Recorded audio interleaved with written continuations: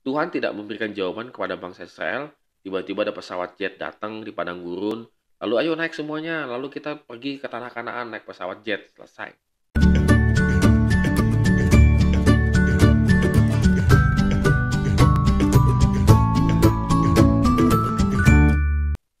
Shalom Good Leaders, hari ini kita bersyukur karena Tuhan memberikan kita kehidupan dan kekuatan dan pengharapan supaya kita bisa melakukan segala aktivitas kita.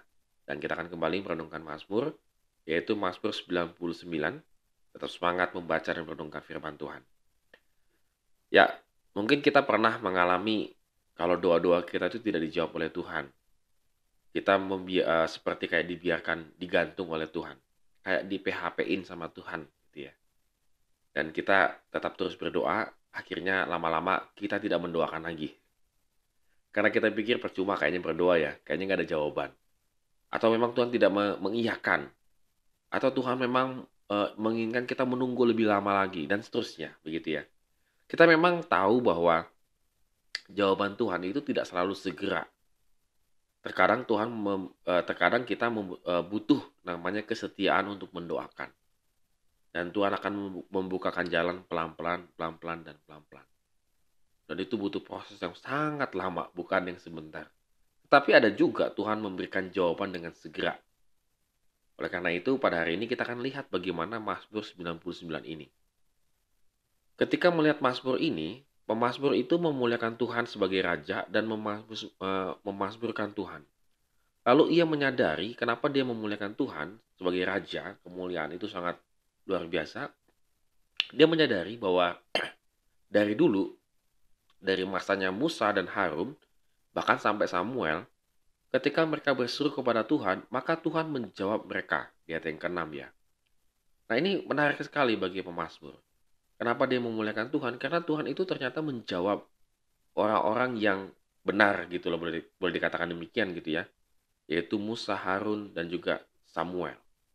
Tuhan itu menjawab. Dengan kata lain, pemazmur tahu bahwa sebenarnya Tuhan itu menjawab doa-doa kita, seruan kita di hadapan Dia. Nah, dari mana Tuhan itu menjawabnya? Kita bisa melihat di ayat yang ke-7, dalam tiang awan dikatakan pemazmur.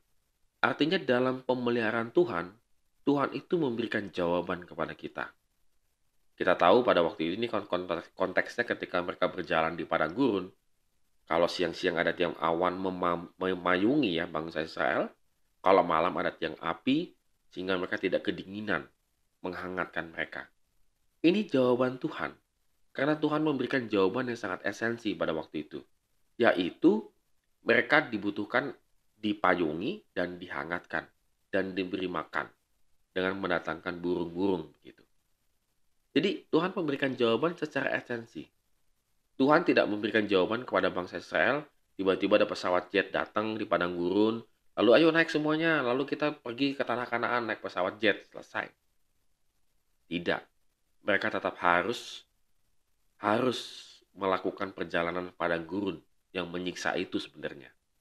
Tetapi dalam perjalanan yang menyiksa itu Tuhan memelihara. Nah, good readers, kadang-kadang kita itu sedang berjalan di padang gurun, tetapi kita tidak sadar Tuhan itu memelihara kita secara esensi. Yang kita benar-benar butuhkan, Tuhan pelihara. Tapi kita nggak sadar kenapa? Ya, karena kita pikir kita pengen jawabannya, solusinya langsung jek selesai, begitu ya. Tidak demikian. Yang kedua, Tuhan menjawab ketika pertobatan itu nyata di ayat yang ke-8. Tuhan mengampuni. Artinya apa? Ketika kita mengalami pertobatan yang sungguh-sungguh di hadapan Tuhan, maka kita bisa memahami jawaban Tuhan. Karena kita sudah sefrekuensi dengan Tuhan. Kita dibenarkan, dikuduskan. Lalu kita mengharap Allah yang kudus, maka kita menjadi sefrekuensi ya. Channel kita sama begitu.